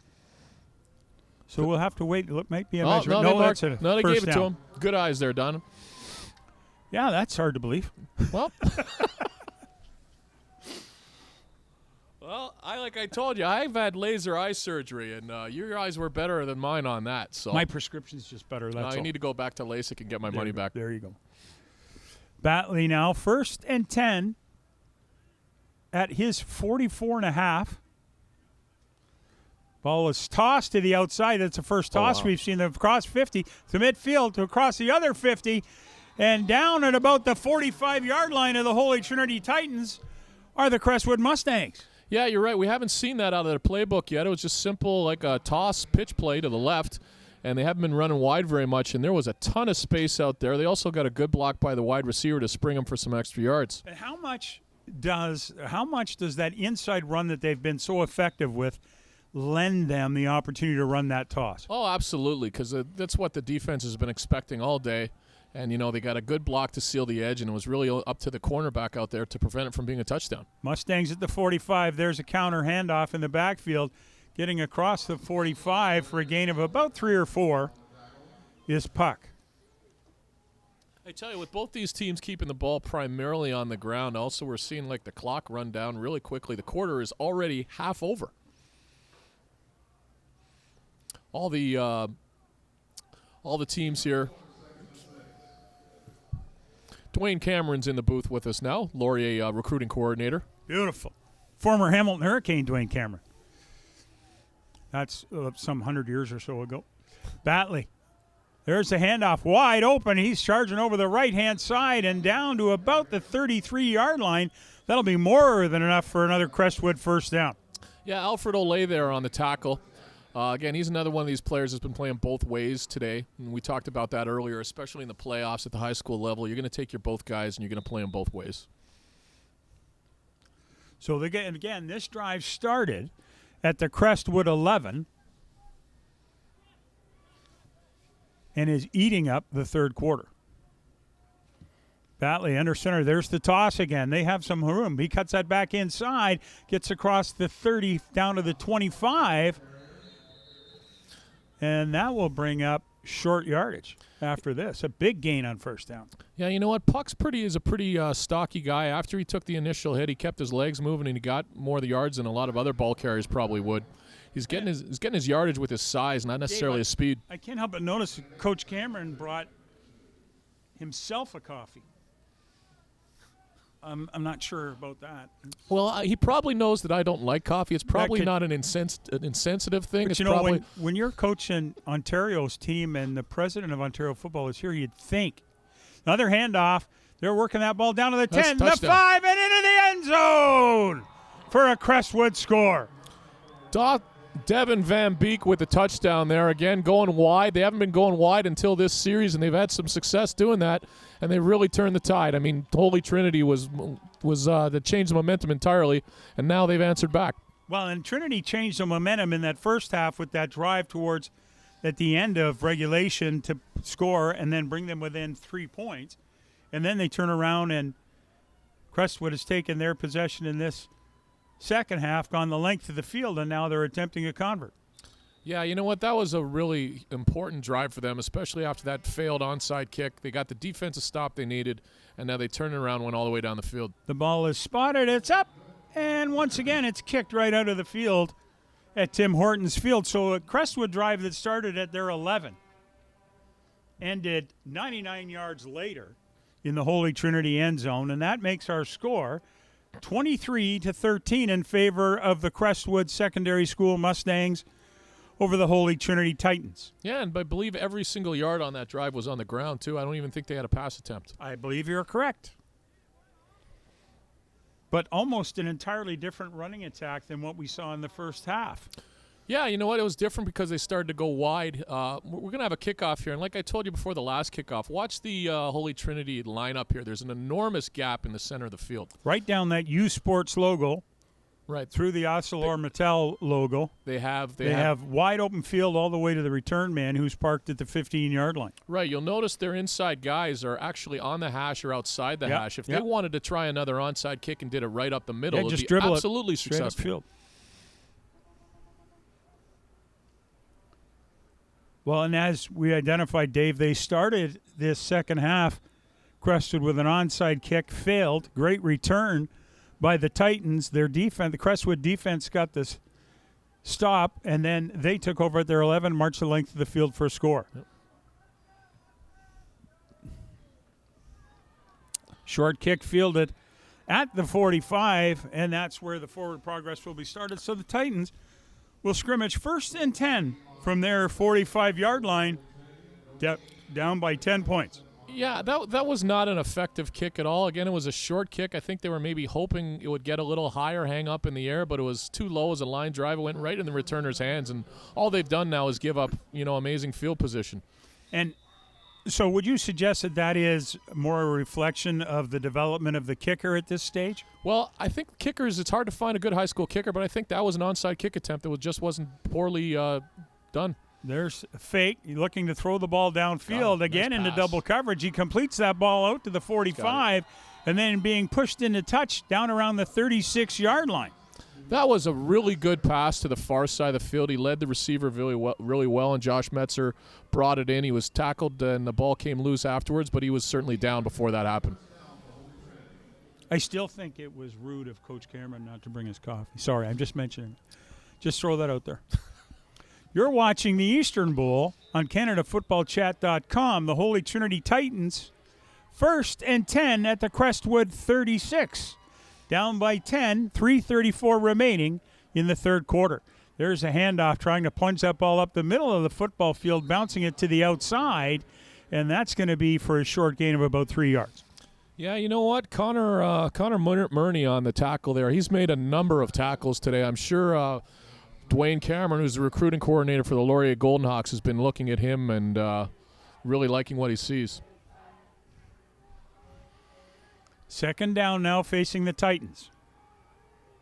Dugan, the quarterback, trying to get something going to the outside. They're rolling outside, get to the corner, but Crestwood strung that out nicely and will limit the gain on second down, bringing up third down now for the Titans. Well, you know what? I'm sure the Crestwood coaches talked about that play at halftime because they ran that fake handoff and then the direct handoff to the slot coming around probably about 7 or 8 times in the first half, sometimes with some success. So I'm sure the coaches talked about how to defense that, and they really strung that out well. They only got about 2 yards at most on that play.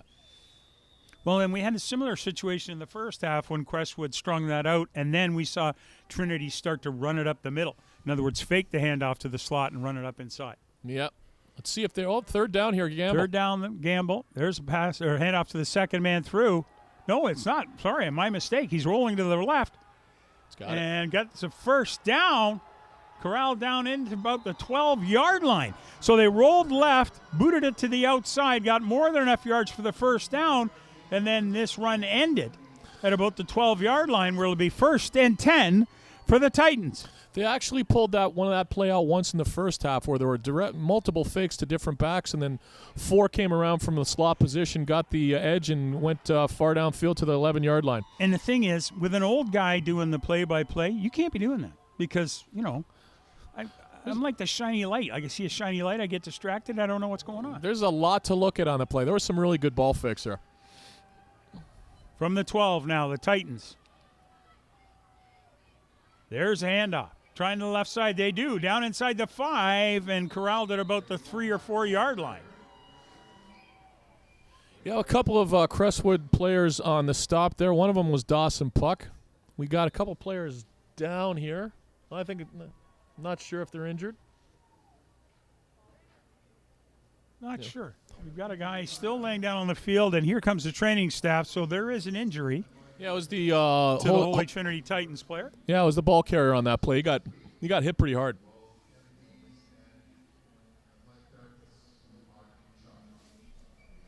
So in the earlier game, the first game this morning, we had St. Michael's College Carey Blues defeat Cardinal Newman from Stony Creek 21-18.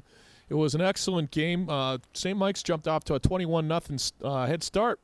Newman made a game of it, though. A game we had hoped to bring to you live on CanadaFootballChat.com, but technical difficulties prevented us from executing that.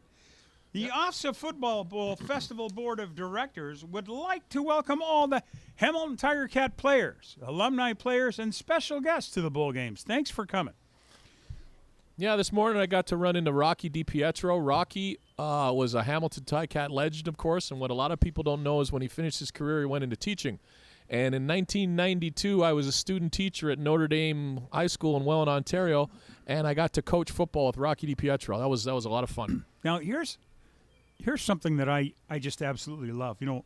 Jake Ireland on Friday afternoons is generally on a high school football field. Yep. A Hall of Famer as an official, he comes out on Fridays and works, he'll either be the side judge or the back judge. He's never the referee. Teaching guys the craft, helping guys, and still out there doing high school football. The other thing I find phenomenal is the number, and you just identified one, Rock DiPietro, who, former Ottawa GG, former Hamilton Tiger Cat, tremendous high school coach and teacher. Yep. Jason Riley, who played with DiPietro, also a high school coach. Ralph Scholes, a high school coach. Neil Lumsden was a high school coach. The number of CFLers, and even in that St. Mike's game today, there's a former Hamilton Tiger Cat on their coaching staff. Yep. So it's great to see those pros giving back. Here we go. Second now. Rolling. The handoff backside. Crestwood stacked that up at about the 5, so that will likely be a loss on second down. It was actually a fake handoff to the slot. Fake handoff to the slot. The quarterback kept the ball himself, but after the fake, the defense just met him right at the line of scrimmage, and he got no yards on that. We got 3rd and goal from the 2. 3rd and 1. We have 3rd and 1 because they can, in fact, get a first down without getting into the end zone. Oh, yeah, that's correct. So, Holy Trinity in the huddle. They'll look to try to at least get a fresh set of downs here. I think we got coach calling timeout here. Timeout. Holy Trinity. Yeah, you were mentioning Jake Ireland. I think that is one of the really interesting things, and a lot of high school ball players don't appreciate it, that there are multiple referees. They don't know who he is. Yeah, exactly. And it's not just him, too. There are multiple referees who do not just ref the pros. They ref CIS, and they do high school. And, I think anyone who participates in refereeing really takes a special temperament, a special maturity, because it's not an easy job at any level. Well, and you know who one of the, I would say, up-and-coming young officials is former McMaster quarterback Ben Chapdelaine. Really?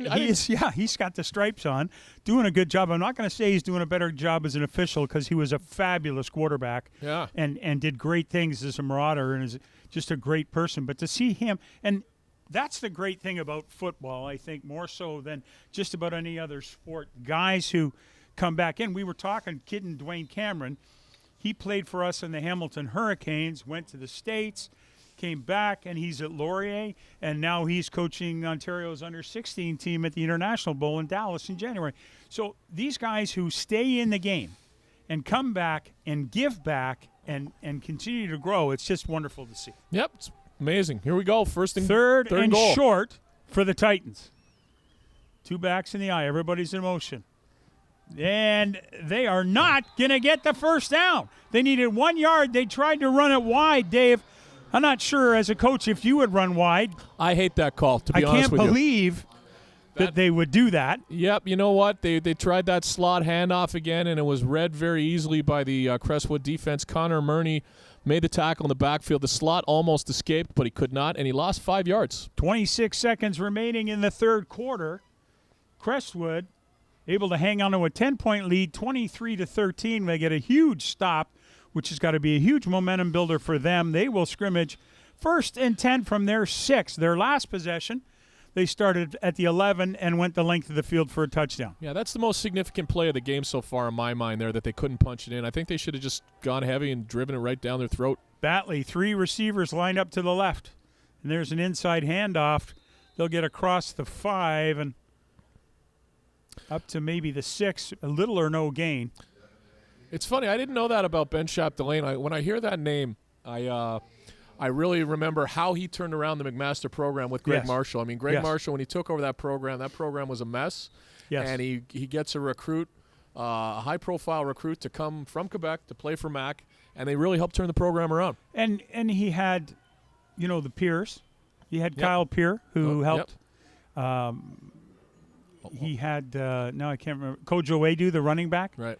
There's a pass wide. Oh, my God, incomplete. But receiver was wide open. Batley put it right on the numbers, and he just couldn't squeeze it. But I think the key with what he had to do there is he brings Chapdelaine, he comes in, and then other good players see, wow, that good player is going to that school. I want to join him too. Absolutely. And so even when I think about Waterloo this year, Waterloo went from having no wins in the last 2 years to they went 4-4, and they brought in some dynamic players like Trey Ford. And I'm sure there might be some other players that say, you know what? In other years, I wouldn't consider Waterloo, but maybe now I might because, Trey Ford's playing for him. Absolutely. And if you're right. And that mentality is very popular and goes very well. And I think a lot of guys, too, are also looking for coaches. They want to have the best coaching they possibly can that's going to fit their skill set. And they want the academics. Yeah. Well, when you talk about great coaching, what school I'd probably put at the top of the list, but I think every school in this province, across this country, has a number of amazing coaches. And I know when I'm talking to recruits, I definitely tell them you're going to get a good education wherever you go. Yes. You're going to get good coaching wherever you go. Yes. You just have to visit different schools and find out which one's the best fit for you. Right. And I when I was coaching in the CJFL, I used to say to guys at the end of the year, if you're visiting a school and you like the school, would you want to stay there if they didn't have a football program? If the answer is yes, that's the place for you. Yeah, definitely. That's a good way to look at it.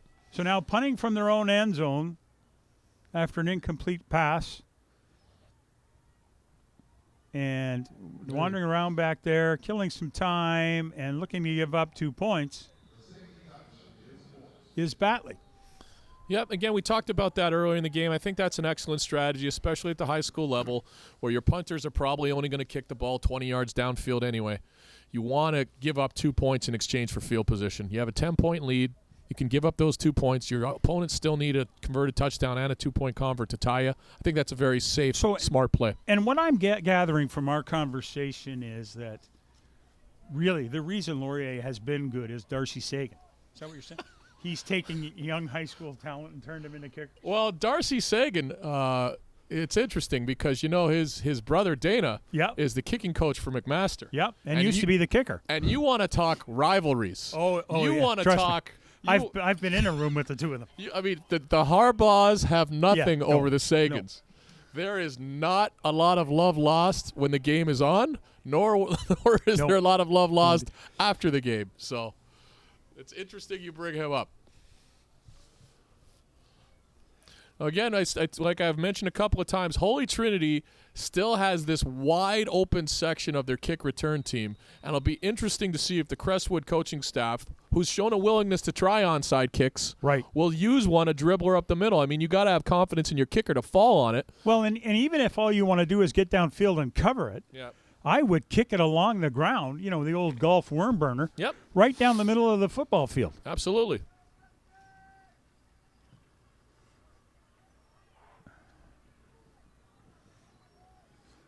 Again, Crestwood tries a short kick to the left side of the field, right to a returner. He picks it up clean, and as a result, Holy Trinity is going to have excellent field position to start this drive. Their first drive of the fourth quarter, 11:27 remaining in regulation.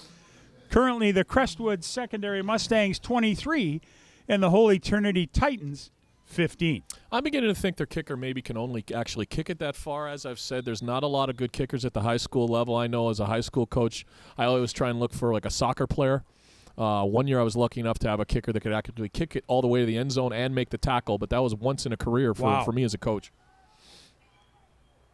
Hand off to the second man, trying the right side of the field. No, he fakes it, throws downfield again into double coverage. Oh, what a catch. What a catch. Sensational catch for the touchdown.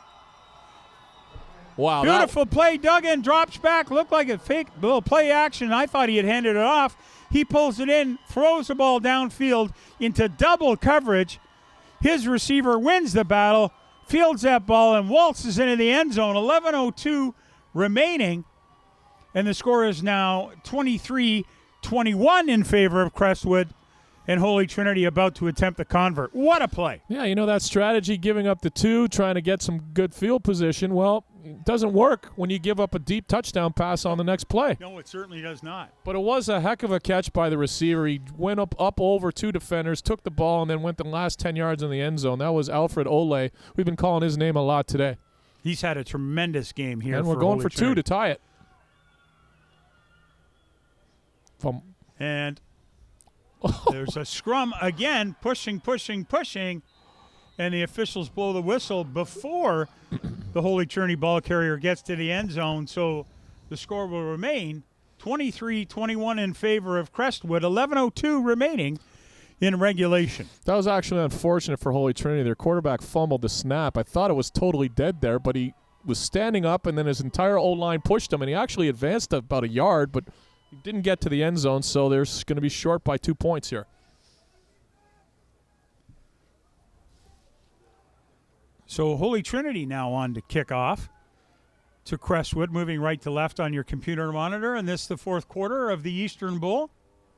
You know, again, I said before, I really like this matchup. These are 2 evenly matched teams. I mean, to be quite honest, I think if these teams were maybe playing like a St. Thomas More or a London South, they might be out of their element.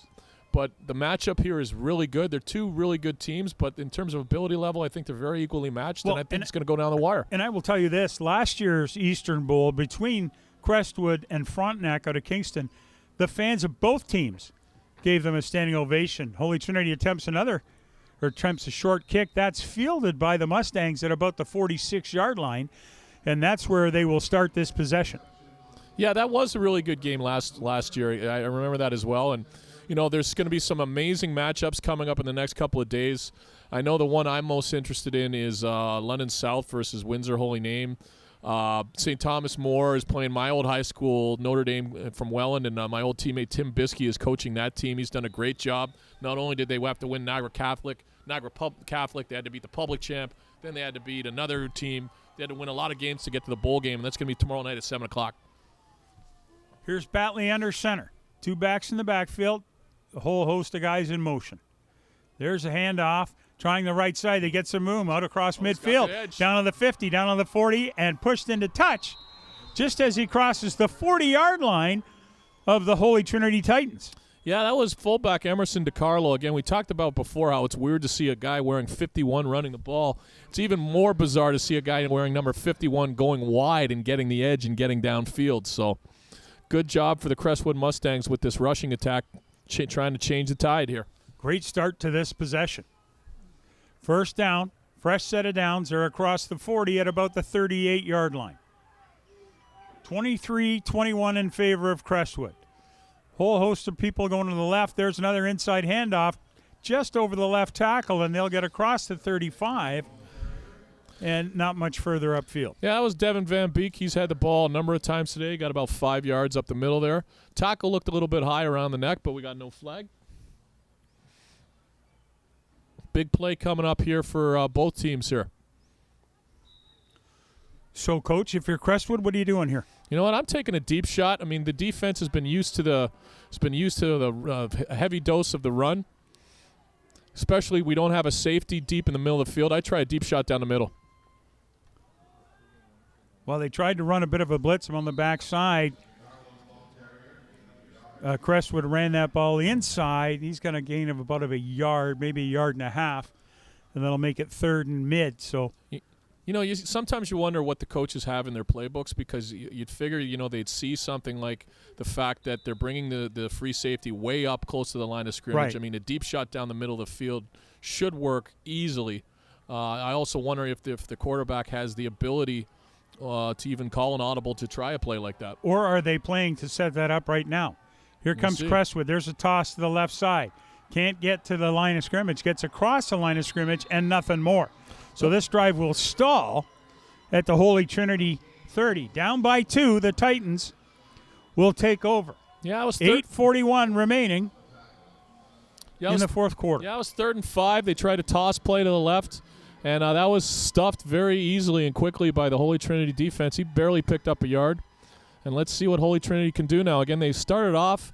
I didn't think they really had the ability to throw the ball at all early, but they've had a couple of really nice downfield passing plays. And they have. And young Ethan Dugan has done a great job when he has thrown the ball, thrown into coverage, thrown into double coverage, and completed passes.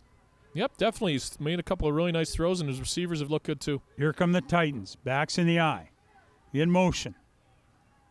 There's a ball flipped to the outside, and crossing the 40, working his way up to about the 43 for the Titans is Metzner. Yeah, Metzner's had a few good grabs today. He had the touchdown catch a little while ago. He's a grade 12 student, 5'8", 160 pounds. Fresh set of downs for the Titans. Now, what's going through your mind if you're the Crestwood defense? Well, you know what I'm thinking? I want a quick stop. I don't want to let them get down the field, because you know what? It's a close game. It's a 2-point game here, and I want to get off the field as quick as possible and let my offense get a touchdown and put this game out of reach. At the 44-yard line. Well, There's a handoff. nice A fake. He rolls to his left. Going to keep the ball himself. Gets to the outside. Crosses the 50 and out to midfield for another first down. Again, they've run that play about 3 times now where there are multiple fakes in the backfield. And Metzner's coming from wide, takes the direct handoff from the slot position, going right to left, picked up about 12 yards for the first down. He's shown some good versatility today. 7:36 remaining in regulation. The ball just across midfield at the Crestwood 54, probably 54.9 yard line. Yeah, we're both starting to see why both teams have had such good records this year. They're both showing a lot of fight in them here. Absolutely. Single back. There's the handoff. Tries the right side. Gains a couple of yards and nothing more. Crestwood knocks that one down. Yeah, we got 2nd and long here coming up. I would like to see – I'd take another shot downfield to Metzner. I'd run that play again where they ran him deep and have the quarterback air it out and see if he can beat the 2 DBs again. 2nd and long. Safety is 15 yards back from the line of scrimmage. 2 safeties back there. Motion to the left. There's that wide receiver screen again, getting across the 40 and getting a first down. That was a very for effective. Holy Trinity down about the 42-yard line of the Crestwood Mustangs. That was a very effective play. It wouldn't be successful without 2 excellent blocks out on the edge. And they ran that in the first half with success, and they've run it again here. Yes, they did. And, blocking's a thankless job for wide receivers, but I know from a high school coach, I've always appreciated a good block more than a catch. And I remember one of the best players I ever had that could do that was a receiver named Adrian Duchak, who played for Acadia. 1st and 10 for the Titans. Running the ball up the middle of the football field again. They get across the 40 and about halfway to a first down. Yeah, it'd be interesting if they come back to that wide receiver screen again, or maybe take a deep shot. But they're really, with keeping the ball on the ground, the clock's starting to wind down. It's amazing how fast this game's actually going. 6 minutes remaining in regulation. Flag down on the play. Again, earlier today we had penalty against Holy Trinity. That's going to back them up 5 yards. Yep. Earlier today we had a very exciting game between Newman and St. Mike's. St. Mike's won 21-18. They were up 21-0, and then Newman came back and made a game of it. It looks like this one's going to go down the wire too. 6:07 remaining in regulation. 23-21 in favor of the Crestwood Mustangs, but Holy Trinity knocking on the door. The Titans dropping back to pass. Looking. He's got a receiver downfield. Wide open and in and out of his hands. Wow. You know what? That was a touchdown. The quarterback showed amazing patience on that, looking off a couple of different receivers, waiting until his receiver sprung wide open, which he did. He threw a seed right into his hands, but unfortunately, the receiver dropped the ball. Well, Ethan Dugan put that ball right on the money. And that would have been a walk-in touchdown had he caught that. Yep. Would have caught it around the 25, and he probably could have crawled the last 25 yards to score if he wanted to. And I think that's a receiver that you guys want to go to Western. Well, I think that was Metzer who's made the great plays up until that point, or it could have been Ole, and they've both been really, really good. They have been. They've been very effective today. Yeah. We have a couple of amazing receivers, though, at Laurier. Both of them, Curly Gittins Jr. and Breton Hall, both probably have the potential to play at the next level. We've, the receivers that we have at our school, I think, are certainly the best in the province. Speaking of Laurier guys at the next level, what's become of Shamad Chambers? Was he hurt? Well, no, Shamad got traded to Hamilton in the middle of the year. Right. And he's on the Tiger Cats now. Okay. I remember Laurier was playing Mac, and Shamad was returning punts, and Mac kept punting the ball to Shamad, who kept scoring. And I kept thinking, you might want to kick it to the other guy. Yeah, sometimes teams make bad decisions. I remember the Waterloo game this year was right before the half. There was about 10 seconds left, and Waterloo chose to punt to our guy, Curly Gittins Jr., who's only probably the best returner in the country. And he took it 70 yards for a touchdown right before the end of the half. And that was probably a backbreaker for Waterloo, who was playing us really tight for almost 2 full quarters. 2nd and 15 now for the Titans. They are back closer to the Crestwood 50 at about the 46, 47. Yep. And there's the handoff to the slot back. He's trying the right side, gets some room. Gets to about the 40 and across. Not nearly enough for a first down, but he's brought down close to the 35. It looked like he was going to spring it for significant yardage, but Dawson Puck came out of nowhere and just hammered him and got him down to the ground, and we're going to have about 3rd and 5 here to go. Holy Trinity down 2 points. Just under 5.5 minutes to go. 3rd down, 5 yards to go for Trinity to keep this drive alive and hopefully narrow this gap. Well, that time they didn't punch it in, and down at the 2-yard line is looking huge like now. It might be huge. There's the snap. Dropping back to pass. He's got good protection. Throws. He's got a man wide open, and he's down to the 30. Mark crosses the 25 and down close to the 20 for a huge first down. 5 minutes remaining. That was Alfred Ole on the reception. And again, I got to give the quarterback credit again. That's about the 2nd or 3rd time he's shown a lot of patience. He's waited for the receivers to come open. He actually had a couple of different options there. Settled down, made the throw, and he picked up the first down. Very good job by Ethan Dugan, and good ball fakes, too, to help set up the play action stuff. 6'1" and 210, that's good size. Good size for a quarterback. Dugan under center. 2 backs in the eye. There's drops back, looks.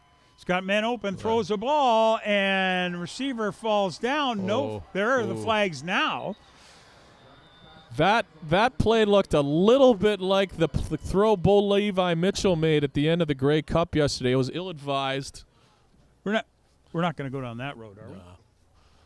We had double coverage there, and I don't think that flag should have been thrown. But no, I'm not sure whether they just got tangled up or whether somebody pushed him. I didn't see it that early enough to be able to make a decision. The officials are right there. They're on the spot. They'll make the call.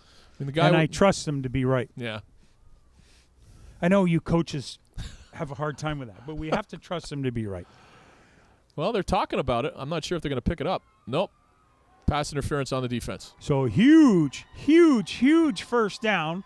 4 minutes and 23 seconds remaining in regulation. Holy Trinity's incomplete pass turns into a huge first down and sets up 1st and goal for the Titans. 23-21. Crestwood out in front by 2. Barely 4 minutes remaining. Dugan comes back into the huddle.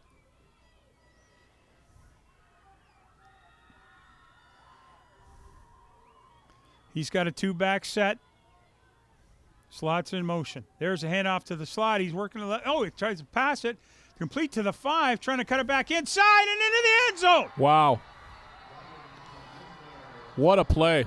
Looked to me like Dugan had handed the ball off to Mesner, but he didn't. It was a great ball fake, and then he threw the ball to Mesner, tried the left side, cut it back to the right, cut it back up the middle of the football field and into the end zone. And I believe for Holy Trinity's first lead of the ball game with under 4 minutes to play. Yeah, the quarterback was under some significant pressure there, and the fact he was able to get the ball out to the receiver was impressive enough.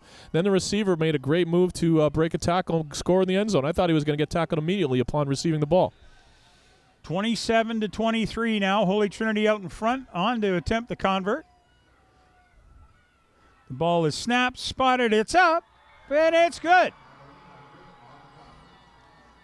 Yep, that is their first lead of the day, like you were saying, and it's hard to believe they were down 16-0 earlier in this game.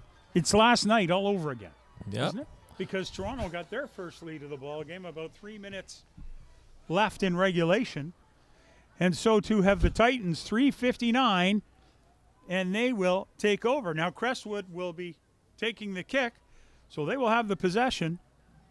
Just under 4 minutes remaining in the game. Yeah, I'm pretty sure they're going to get good field position because, like we've seen all day, these kicks have not gone very deep. Some cases they've been intentionally short, but even in the other times, they're not going very long. So I would predict that at worst, Crestwood's going to start at the ball with their own 40. Well, and as you pointed out, Dave, unlike Holy Trinity's kick return, Crestwood has the whole front of the field covered, and there is no real big gaps except deep. He did find the spot the one time. Let's see if he can do it again. He did kick one off that landed around the 10. Let's see if they try that again.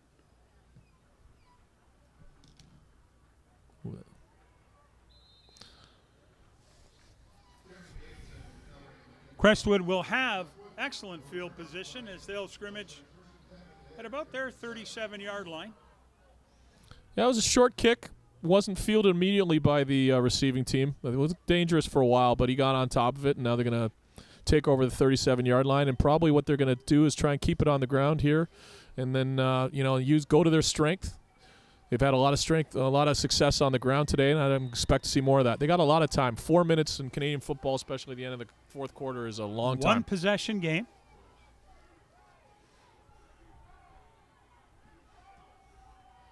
Batley under center. There's a handoff. Trying the right side, finding a lot of room out across midfield, and corralled it about the 55 or 54-yard line. That's a huge gain on first down. Yeah, off the right side, Blake Delgarno just hit the hole really quickly, got 17 yards on the ground. And like I said, there's 3:24 left here in the half, and they really do not have to worry about the clock. They can use all this clock and run it all the way down the field. There's enough time to do that. Absolutely. 1st and 10 for the Mustangs at the Holy Trinity 54. 2 backs and three receivers flank wide to the left, 2 to the right. Dropping back, the pass, and taking off is Batley. He's going to get to about the 50 where he is halted by a host of Titans. Yeah, you know what? He was looking for a receiver, couldn't find any, so he took off and run. He was running wide, and then Riley Gibson, a 5'7", 140-pound DB, hit him pretty hard, limited him to a 4-yard gain. Tremendous job, really, in the secondary by Holy Trinity all day today. Batley has not had a lot of open receivers. Yeah, well, it'll be interesting to see if they're going to go with their strength here and run the ball on 2nd and long. 2nd and about 6. There's a handoff, corralled in the backfield, and dropped for a loss. Well, we had some miscommunication there. The running back and the quarterback collided. Ball came loose. They fumbled the ball for a 3-yard loss. They're lucky they didn't actually give up possession, but now they got a decision to make. It's 3rd and 9 with the 3-minute warning coming up right now, and I'm not really sure what they're going to do. If they got a couple of timeouts left here, maybe they should punt, but their offense is staying on the field. Offense staying on the field. There's a gamble. 3rd and about 8 facing the Mustangs. Well, they're going to – Batley's under center. He drops back. He's got a receiver, hits him, crosses a 45, and he's got to get to the 44 to keep this drive alive and get the first down. We'll see if he made it. That's going to be very close. The receiver ran a quick slam pattern. The quarterback hit him immediately, And he's got tackled about 1 yard short but fell forward. I think we're going to get a measurement on this. We've got a measurement. Now we've got drama. 2:23 remaining in regulation. Holy Trinity up by 5.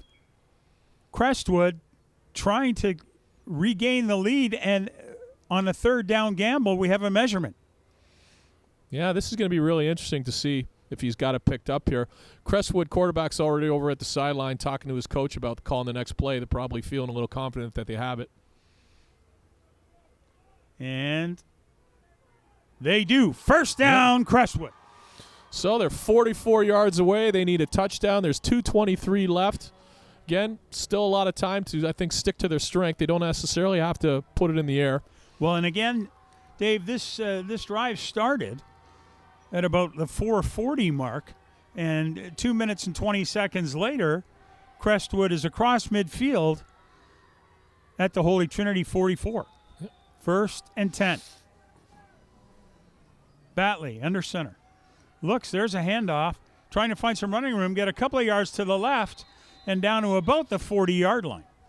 That was a 4-yard pickup there off the left side. Again, in the last 3 minutes of the fourth and second quarters, I mean, the clock stops after every play. I mean, once the ball is set and the referees blow it in, is he going to start running again? But unlike American football, I mean, you do have a chance to maybe run the ball a little bit more than you would in the last 2 minutes. Clock ticking. 2:10. Crestwood with the ball. 2nd and about 6 at the Holy Trinity 40. There's a handoff to the second man. He finds some running room, and he's got probably enough for a first down. Yeah, that was number 51, that big fullback, Emerson DiCarlo again. Right up the middle, got just enough yardage for a first down. Temporarily stops the clock. 1:57 left in the half now, or in the fourth quarter. What a game. I mean, this has had it all. Big plays, onside kicks, big catches, just been tremendous. Big running plays. Absolutely. And Crestwood.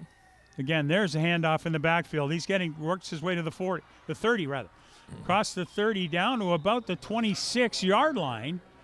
That will not be enough for a first down, but a huge gain. Yeah, you know what? It has been a great game. These are not two marquee schools. I mean, they're two schools that have had success the last few years. Definitely Crestwood and Holy Trinity have been successful. But when people are talking about, some of the powerhouse schools in the province, their names aren't mentioned, but they're both doing an excellent job, and it's been an incredible game to see. And both have rallied. Absolutely. I love to see the fact that the intensity of the game and of the kids playing it. Yep. There's another handoff getting across the 25 down to about the 20. That should be enough for a Crestwood first down. 1:23 remaining in regulation. 28-23 in favor of Holy Trinity. Well, yeah, Don, it's like I said a few minutes ago. They do have time to run the ball down the field. I think now maybe we're getting to the point, though, they may have to start considering a pass or two. Again, there's the give, trying the right side. They're getting across the 15. And down to about the 13-yard line is DiCarlo. Yeah, you know what? If they're ready to go, they can probably still, if they stick to the ground, they could probably fire off about another time for another 4 or 5 plays if they want to. Absolutely. And with 2nd and 4 at the 14, this is another huge play here. I'd expect them to stick with their strength and stay on the ground. And I don't know if do you recall if they've used their timeouts? I think they got one left. Yeah. Yes, they have one left. Here comes Batley. There's a toss to the outside. Got a whole host of blockers in front of him. Across the 10. And pushed out of bounds before he gets to the 5. Great job. That play looked like it was going to the house. There were a whole host of blockers out in front of him. And then he was pushed into touch just outside the 5-yard line. Yeah, you know what? It did look like it was going to be a touchdown, but the DB, Aiden Ali, knocked him out at the 7-yard line. But there is a flag on the field, though. This could be pretty interesting here. It's on the Crestwood Mustangs. Well, that'll back the Mustangs up. 44 seconds remaining in regulation time in the Eastern Bowl, the 2017 Easter Bowl. Brought to you on CanadaFootballChat.com. Holding call against the Mustangs will bring that ball back to the 19th. But it was after first down was gained, so it's not as bad as it could have been for Crestwood. At least they have the first down. Sure, they've lost some yards, but they got a fresh set of downs from the 19-yard line. 44 seconds remaining. Batley's under center. He's got 4 guys in the backfield with him. They're all in motion. Batley drops back, looks, he's looking to throw. He's got some pressure, and that ball just thrown away. Well, you know what? That was excellent pressure by the Holy Trinity defense. Had that pressure not been there, I'm quite sure the quarterback would have been able to set his feet, step into the throw, and get it to the receiver because he was open. Good discipline, too. The defensive end stayed home, and that's who applied the pressure to Batley and forced him to pull up. Yeah, well, that's the key. That's the key for pass defense is to get pressure. I mean, it's unrealistic to expect the defense to cover receivers for lengthy periods of time. 39 seconds remaining in regulation. Crestwood has 3 receivers flanked to the left, 2 to the right, 1 back in the backfield. Here comes the pressure. Batley rolls to his left. He's got a guy open in the end zone. He tries to connect to him with the ball, and incomplete. In and out of the hands of the intended receiver. In and out of hands of another receiver who happened to be in the vicinity. That was a really interesting play. The Holy Trinity linebacker was coming on the blitz. The Crestwood fullback picked him up, saved his quarterback. Quarterback rolled left, threw it in the end zone, and it hit about 3 different players in the hands before it finally hit the ground. And how tough a throw is that, rolling to your left and throwing right? Yeah, that's really hard. I mean, you really have to be a good athlete to be able to roll to your opposite side. And that was a good attempt there. He put it where it needed to be, but it would have been expecting a lot for the receiver to make that catch when the coverage was so good. 30 seconds remaining in regulation. Crestwood has taken a timeout. The ball 2nd and 10 from the 19-yard line. Third down? Yeah, it's third down. Third and 10 from the 19-yard line. This is the ball game. Yes, it certainly is. I mean, again, they don't have to get a touchdown. Crestwood needs a first down. They've got to get across the 10 to about the 9 here. I might even come back to that play they used on first down because they had 2 receivers open. If they could just protect them a little bit better, I think they might be able to hit that. Now here come the Mustangs. Holy Trinity digging in. 4 receivers wide to the right. Wow. Rolling, getting away from contain. Rolling, he's into the outside, looking, tackled. The ball is out. And with 20 seconds remaining on the clock, Holy Trinity will hang on. Yeah, you know what? The quarterback did a good job escaping pressure in the pocket. He rolled right, and he only had 1 receiver over there, and he wasn't really open, and he got absolutely nailed from behind by Josh Sawyer. Oh, Sawyer. Whoa, wait a minute. After possession. Okay, so change of possession, and then the penalty against Holy Trinity, so that will back Holy Trinity up, but with 20 seconds remaining on the clock, it looks like Courtice's Holy Trinity Titans are going to come away with the Eastern Bowl. Yeah, you know what? Again, it was a great play by Josh Sayer tackling the quarterback as he was about to throw. Quarterback was rolling right, and there was really only 1 receiver over there, and he wasn't open, and so the quarterback didn't really have much of a chance to make anything happen over there.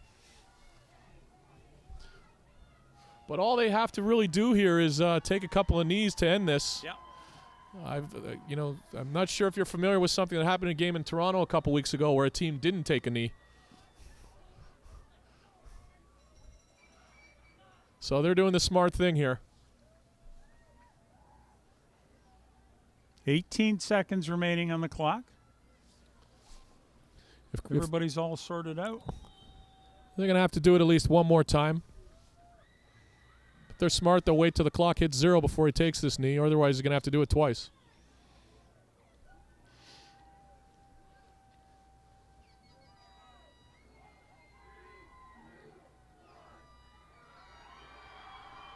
And Holy Trinity takes a knee to claim the Eastern Bowl.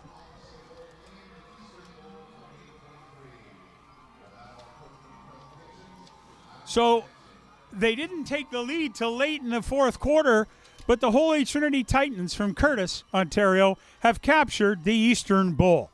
Great football game on a beautiful day. I'd like to thank Dave Morrissey. Dave, your final thoughts? It was a great game. 2 really good, evenly matched teams. I think the difference in the end was Holy Trinity's ability to make some big plays downfield. And that's what it came down to. The Holy Trinity Titans come from behind. They didn't have the lead till late in the 4th quarter. They hang on to vanquish the Crestwood Mustangs from Peterborough, Ontario. That's the Eastern Bowl for 2017. Thanks for tuning in on CanadaFootballChat.com.